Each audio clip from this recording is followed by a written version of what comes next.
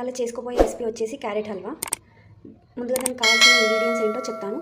Process start చేద్దాం. మెయిన్గా మనకు కావాల్సింది క్యారెట్ అండి. 600 గ్రామ్స్ క్యారెట్ తీసుకున్నాను. మిల్క్ పౌడర్ ఒక 4 to 5 table spoons milk powder, sugar, 1 glass milk, నెయ్యి, కొద్దిగా డ్రై ఫ్రూట్స్. ఇప్పుడు ప్రాసెస్ చూద్దాము. క్యారెట్ కట్ చేసి పెట్టుకున్నాను. కడిగేసుకొని పీల్ చేసుకొని పీసెస్ చేసుకున్నాను. నేను ఈజీగా ఎలా చేసుకోవాలో చూపిస్తాను. ఇది మనము గరగగా మిక్సీ పట్టుకోవాలండి. ఇది ఈజీ ప్రాసెస్. తుర్మాలి అంటే టైం టేకింగ్ ప్రాసెస్ కదా, ఇది గరగగా మిక్సీలో వేసుకుంటే సరిపోతుంది.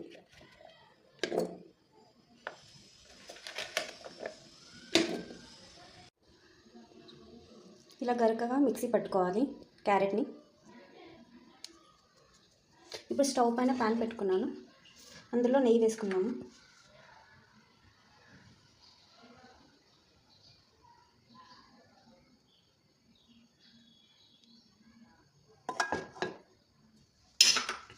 నెయ్యి హీట్ అయిన తర్వాత డ్రై ఫ్రూట్స్ వేయించుకొని పక్కన పెట్టుకున్నాం.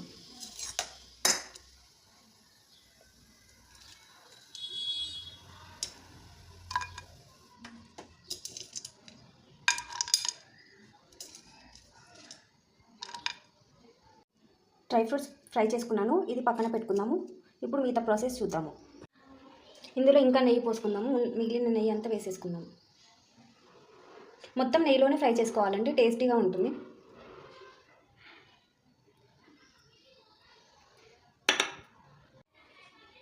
నెయ్యి వేసుకున్నాను.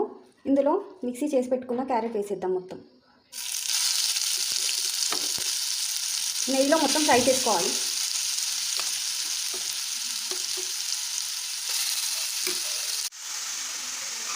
ఇది ఫ్రై చేస్తూ ఉండాలి అండి, సిమ్లో పెట్టుకొని ఫ్రై చేస్తూ ఉండాలి. ఇది కలర్ చేంజ్ అయ్యే వరకు మనకు నెయ్యిలో మొత్తం ఉడకబెట్టుకోవాలి. స్మెల్ పచ్చివాసన పోయి మనకు మంచి స్మెల్, మంచి అరోమా వస్తుంది. అప్పటి వరకు మనం ఇది నెయ్యిలో వేయించుకోవాలి. కలర్ కొద్దిగా చేంజ్ అవుతుంది. మనం ఫ్రై చేసుకోవాలి. మొత్తం ఆల్మోస్ట్ మనం నెయ్యిలోనే ఉడకబెట్టుకోవాలి. ఇప్పుడు మనకు టేస్ట్ అనేది బాగా వస్తుంది.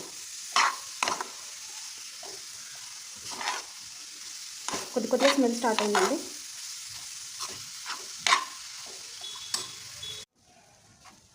ఇది నెయ్యిలో ఫ్రై అయిందండి. ఇందులో 1 గ్లాస్ మిల్క్ పోసుకొని ఫ్రై చేసుకుందాము.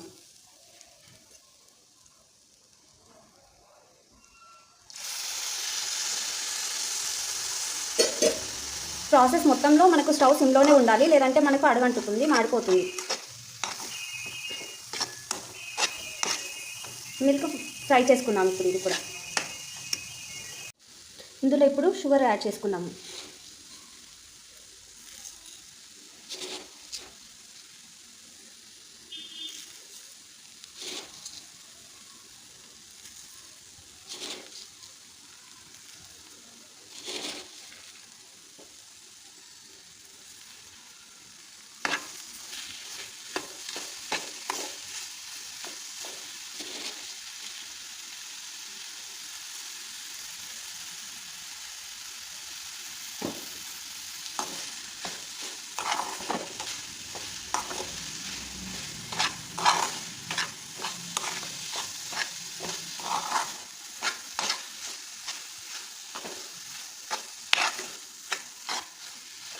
ఇది కలుపుకుంటూనే ఉండాలి, కంటిన్యూస్గా కలుపుకుంటూనే ఉండాలి.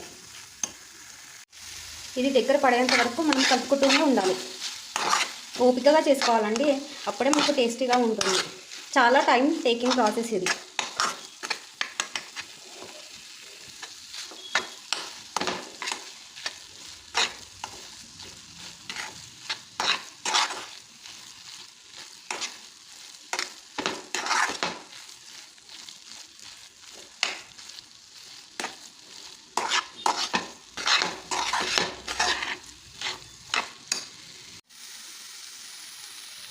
ఇందులో మిల్క్ పౌడర్ వేసుకొని కలుపుకుందాము.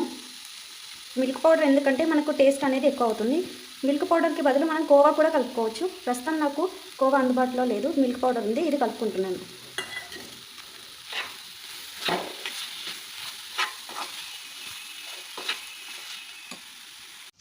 ఇందులో ఇప్పుడు డ్రై ఫ్రూట్స్ వేసుకున్నాము.